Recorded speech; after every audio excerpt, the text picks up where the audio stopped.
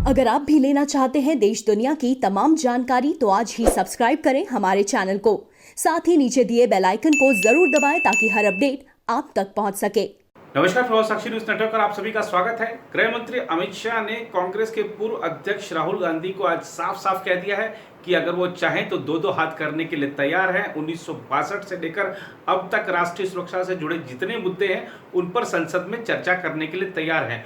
अमित शाह ने एक समाचार एजेंसी को दिए साक्षात्कार में यह भी साफ कर दिया है कि प्रधानमंत्री नरेंद्र मोदी के नेतृत्व में भारत दोनों लड़ाई यानी कोविड-19 के खिलाफ जो लड़ाई जारी है वो और LAC पर जो गतिरोध जारी है वो दोनों लड़ाई भारत जीतने जा रहा है। अमित शाह ने एक प्रश्न के जवाब में यह भी कहा कि दिल्ली में जो कोविड-19 के कहा जा रहा है कि इसमें कम्युनिटी संक्रमण हो गया है, ऐसा नहीं है, ऐसी स्थिति नहीं है। उन्होंने दिल्ली के उप मुख्यमंत्री मनीष सिसोदिया के इस बयान से भी नाइत्तेफाकी जताई जिसमें उन्होंने कहा था कि जुलाई के अंत तक दिल्ली में 5.5 लाख मामले होंगे। अमित शाह ने कहा कि हमने सब कंट्रोल कर लिया है। आइए आपको दिखाते हैं अमित शाह ने अपने साक्षात्कार में क्या बड़ी बातें कही हैं।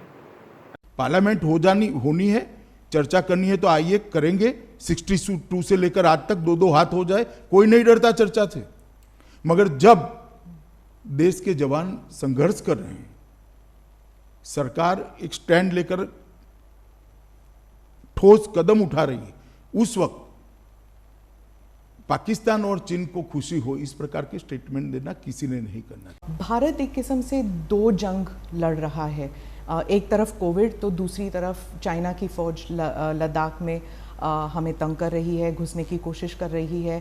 तो आप जो है, आपकी सरकार जो है इन दोनों से जूझ रही है। इसलिए मैं सवाल पूछना चाहूँगी कि पहले तो कोविड के बारे में मैं एक बात स्पष्ट कर दूं, दोनों जंग हम जीतेंगे और जनता को आश्वस्त करना चाहता हूं कि मोदी जी के नेतृत्व में दोनों जंग जीतेंगे। ऐसे लग रहा है कि गृह मंत्री का सारा काम दिल्ली संभालना हो गया है। नहीं, दिल्ली संभाल नहीं रहा। मैं ऐसे गलत शब्द प्रयोग नहीं करने चाहिए। दिल्ली सरकार भी इसमें साथ में, MCD भी साथ में।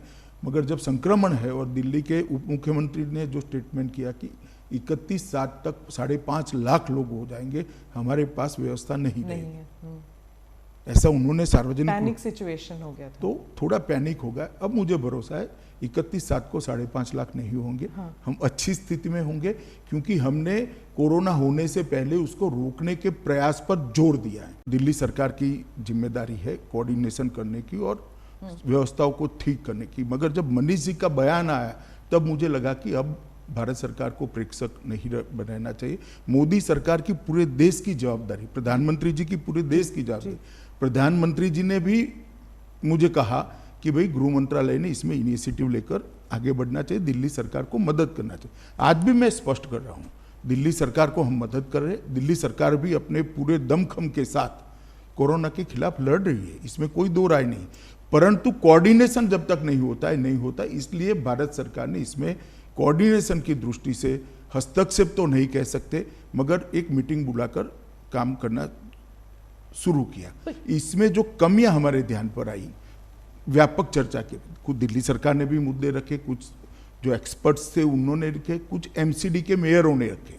क्योंकि दूसरे ही दिन मैंने मेयरों के साथ भी मीटिंग की, ऑल पार्टी लीडर्स के साथ भी मीटिंग की और सबके जो सुझाव है इसके आधार पर हमने बहुत सारे निर्णय करे। सबसे पहला निर्णय करा कि 30 जून तक कंटेनमेंट जोन के हर घर का सर्वे हो जाएगा।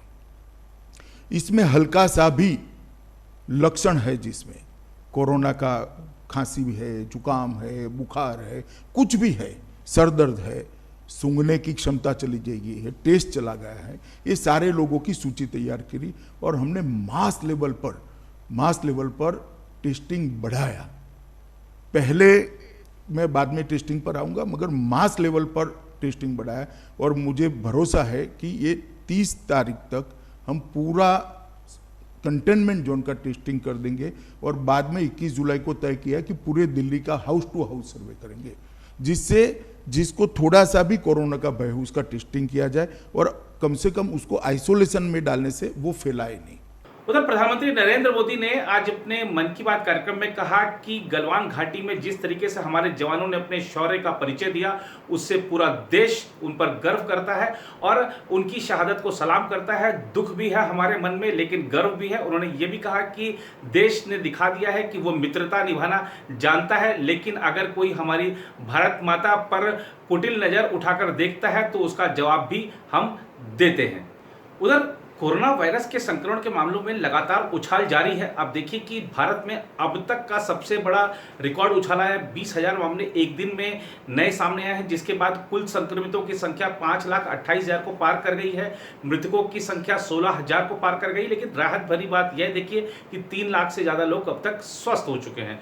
उधर अगर हम राजधानी पटना की बात करें, बिहार की राजधानी पटना की, तो आप देखिए मानसून तो अभी शुरुआत हुई है। शुरुआत में ही जिस तरह से पटना की सड़कें लबालब हैं, उससे आने वाले समय में जब बारिश लगातार होगी तब क्या होगा उसकी आप बानगी देख सकते हैं।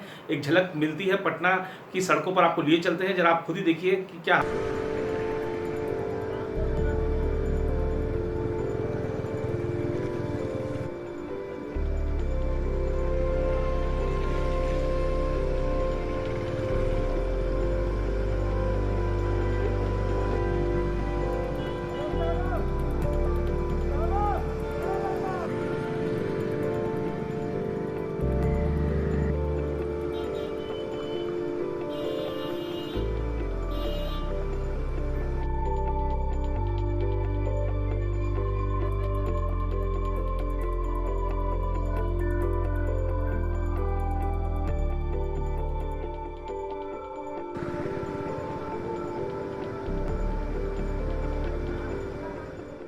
सरकार रोज कहती है कि जैसे कि ये हो गया वो हो गया, कुछ नहीं हो रहा है।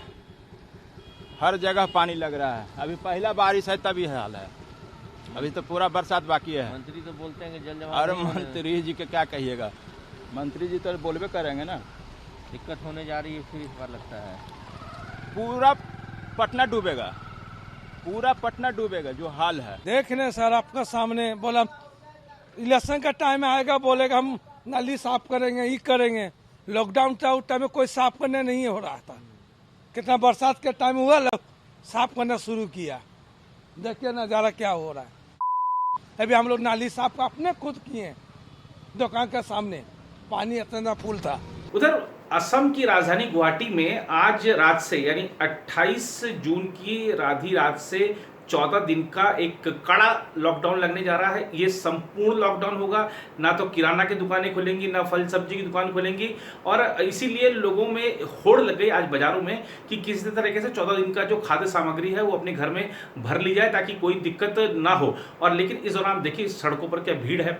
लोग सोशल डिस्टेंसिंग के नियमों का पालन करना भूल गए हैं। आपकी सुरक्षा के लिए ही 14 दिन का लॉकडाउन चल रहा है और आपने ये सामान खरीदने के लिए जिस तरीके से सोशल डिस्टेंसिंग के नियमों का उल्लंघन किया है, मास्क नहीं पहना है, उससे साफ नजर आ रहा है कि लोगों को स्वास्थ्य के प्रति चिंता नहीं है। सरकारें कितना लॉकडाउन लगाएंगी। देखिए देश अगर अर्थव्यवस्था नहीं चलेगी तो दिक्कत सबको होगी और आप अगर नहीं समझेंगे तो लॉकडाउन फिर लगेगा। अभी 14 दिन का लगा है, फिर बाद में लगता रहेगा। तो इससे आपको निजात दिलाने के लिए आपको भी ध्यान रखना है। जो SOPs जारी की गई हैं उनकी प्रक्रियाओं का पालन करना है। उधर अगर हम बात करें महाराष्ट्र की, तो महाराष्ट्र में आज से यानी कि रविवार से सैलून खोल दिए गए। अब सैलून लॉकडाउन पूरे 3 महीने से ज़्यादा समय से सब सैलून बंद थे, तो लोगों ने सैलून खोले और लोग अपना सैलून की ओर निकल पड़े। लेकिन सैलून वाले भी बड़ी जो भी SOPs जारी की गई हैं उनका पालन कर रहे हैं। देखिए आपको एक मुंबई के एक सैलून का दिखाते हैं, वहाँ पर किस तरीके से किन प्रक्रियाओं का पालन किया जा रहा है और जो ग्राहक है वो क्या कह रहे हैं।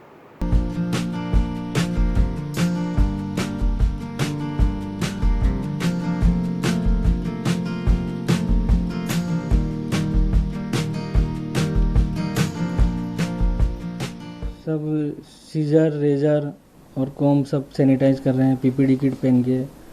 और हर 2 घंटे में भी पूरी शॉप भी सैनिटाइज करते हैं और कस्टमर आने के पहले चेयर पे भी सैनिटाइज करते हैं।